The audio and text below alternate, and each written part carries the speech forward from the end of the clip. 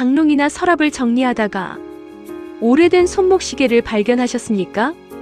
아버지가 오래 차시던 시계일 수도 있고 오래전에 선물 받고 그대로 넣어둔 시계일 수도 있습니다. 줄은 낡았고 유리에는 흠집이 있고 시계는 아예 멈춰 있을 수도 있습니다. 이럴 때 이렇게 낡은 걸 누가 쓰겠어? 하고 버리실 수 있는데요. 잠깐만 기다리십시오.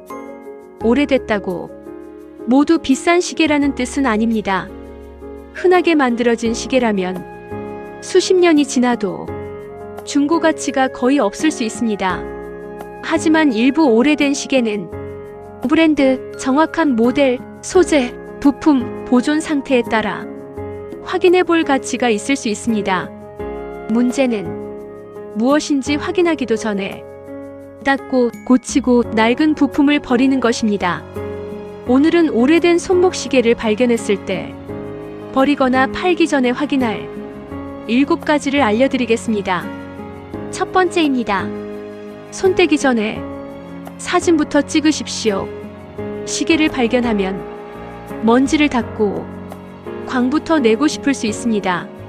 하지만 아직 어떤 시계인지 모른다면 현재 상태를 남기는 것이 먼저입니다. 앞면을 찍습니다. 뒷면도 찍습니다. 옆면과 용두, 시계줄과 버클도 찍으십시오. 작은 글씨와 숫자가 보인다면 스마트폰 카메라로 확대해서 찍어두십시오. 상자와 보증서가 있다면 그것도 함께 찍어두십시오. 이 사진이 시계 가격을 보장해주는 것은 아닙니다. 하지만 나중에 여러 곳에 문의할 때 똑같은 상태와 조건으로 비교할 수 있습니다. 수리나 점검을 맡기게 된다면 맡기기 전 상태를 확인하는 기록도 됩니다. 그러니 기억하십시오. 오래된 시계는 닦는 것보다 사진이 먼저입니다. 두 번째입니다. 브랜드 이름만 보지 말고 작은 글씨와 숫자도 확인하십시오. 문자판에는 브랜드 이름이 적혀 있을 수 있습니다. 하지만 같은 브랜드라고 해서 모두 같은 시계는 아닙니다. 같은 회사에서도 수많은 모델이 만들어졌기 때문입니다. 뒷면과 버클 등에 영어와 숫자가 보인다면 사진으로 남겨두십시오. 이런 표시는 모델이나 소재를 확인하는 단서가 될 수 있습니다. 보증서가 있다면 거기에 적힌 정보도 함께 확인하십시오. 다만 주의할 점이 있습니다. 시계마다 번호가 적힌 위치가 다릅니다. 어떤 시계는 외부만 보고 정확한 모델을 확인하기 어려울 수도 있습니다. 그렇다고 번호를 찾겠다고 집에서 시계줄을 억지로 빼거나 뒷판부터 열지는 마십시오. 지금 눈에 보이는 것까지만 사진으로 남겨두시면 됩니다. 세 번째입니다. 금색 시계라면 소재 표시를 확인하십시오. 오래된 금색 시계를 발견하면 혹시 금시계 아닌가 생각하실 수 있습니다. 하지만 금색이라고 해서 모두 금시계는 아닙니다. 750이라는 표시가 있다면 일반적으로 금 함량 75%인 18K 기준과 연결됩니다. 585는 금 함량 58.5%인 14K 기준입니다. 반면 GP나 GF처럼 금도금이나 금을 입힌 방식과 관련된 표시도 볼 수 있습니다. 따라서 겉이 금색이라고 이건 금시계다 하고 판단해서는 안 됩니다. 반대로 750이나 585 같은 숫자를 발견했다고 시계 전체가 그 소재라고 바로 단정하는 것도 조심해야 합니다. 어디에 표시되어 있는지 정확히 어떤 제품인지까지 함께 확인해야 합니다. 집에서는 결론을 내리지 말고 표시가 보이는 부분을 확대해서 찍어두십시오. 네 번째입니다. 멈춰 있다고 억지로 움직이지 마십시오. 오래된 시계를 발견했는데 초침이 움직이지 않습니다. 그러면 용두를 돌려보거나 태엽을 감아보고 싶을 수 있습니다. 여기서는 한 가지를 정확히 구분해야 합니다. 기계식 시계가 멈췄다고 해서 태엽을 감는 행동 자체가 무조건 잘못된 것은 아닙니다. 정상적인 기계식 시계 가운데는 멈춘 뒤 태엽을 감아 사용하는 제품도 있습니다. 문제는 무슨 시계인지도 모르고 얼마나 오래 방치됐는지도 모르는데 무리하게 조작하는 것입니다. 용두가 뻑뻑한데 힘으로 계속 돌리거나 움직이지 않는 부분을 억지로 작동시키지는 마십시오. 배터리식인지 기계식인지 고장인지부터 확인하는 것이 먼저입니다. 5번째입니다. 깨끗하게 만든다고 먼저 손보지 마십시오. 유리에 흠집이 있고 금속이 흐려져 있다면 광을 내고 싶을 수 있습니다. 문자판이 낡아 보이면 새 것처럼 만들고 싶을 수도 있습니다. 하지만 오래된 시계 중에는 현재 남아있는 부품과 보존 상태 자체가 평가에 중요한 경우가 있습니다. 어떤 시계인지 확인하기 전에 사포로 문지르거나 금속 광택제로 닦거나 문자판을 다시 칠하거나 부품을 임의로 바꾸는 것은 피하는 편이 좋습니다. 특히 빈티지 시계에서는 깨끗해 보이는 것과 원래 상태가 잘 남아있는 것이 같은 의미가 아닐 수 있습니다. 좋아 보이게 만든다고 한 행동이 오히려 평가에 불리해질 수도 있습니다.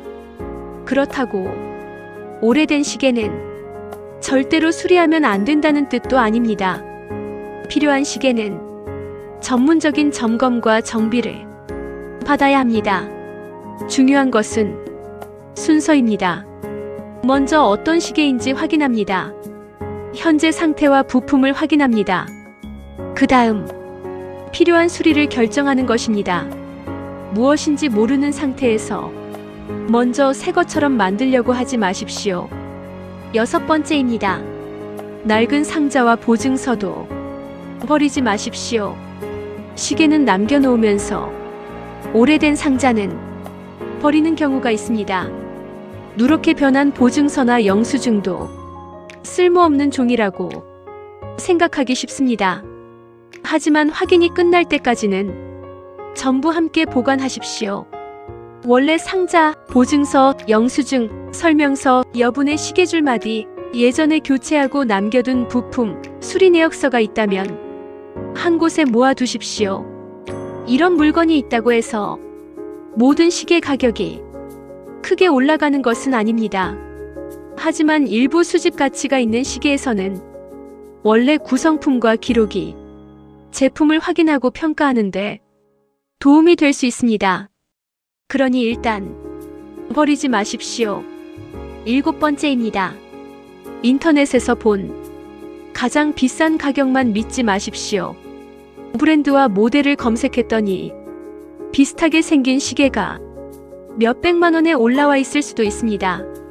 어떤 것은 몇천만 원이라는 가격이 붙어 있을 수도 있습니다. 그러면 내 것도 이 정도 아닐까? 생각하기 쉽습니다. 하지만 여기서 가장 조심하셔야 합니다. 인터넷에 올라온 가격은 판매자가 받고 싶은 가격일 수도 있습니다. 실제로 거래된 가격과 같다는 뜻은 아닙니다. 같은 브랜드라도 모델이 다를 수 있습니다. 생산 시기도 다릅니다. 문자판과 부품, 보존 상태, 상자와 보증서 유무도 모두 다를 수 있습니다. 겉모습이 비슷하다는 이유만으로 내 시계의 가격을 그대로 대입하면 안 됩니다.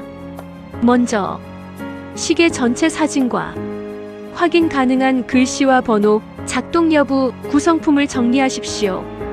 그리고 가능하면 같은 사진과 설명으로 두세 곳에 문의해 보십시오. 이렇게 물어보시면 됩니다. 오래 보관한 시계입니다. 아직 세척이나 수리는 하지 않았습니다. 어떤 제품인지 확인이 가능한가요? 현재 상태에서 매입이나 위탁 판매가 가능한가요? 검사나 수리 비용을 제외하면 제가 실제로 받을 금액은 얼마인가요? 첫 번째 제안만 듣고 바로 결정할 필요는 없습니다. 오늘 말씀드린 7가지를 다시 정리하겠습니다. 첫째, 손 떼기 전에 사진부터 찍습니다. 둘째, 브랜드뿐 아니라 작은 글씨와 번호도 확인합니다. 셋째, 금색 시계라면 소재 표시를 확인합니다. 넷째, 상태를 모르는 시계를 억지로 조작하지 않습니다. 다섯째, 확인하기 전에 임의로 세척하거나 복원하지 않습니다.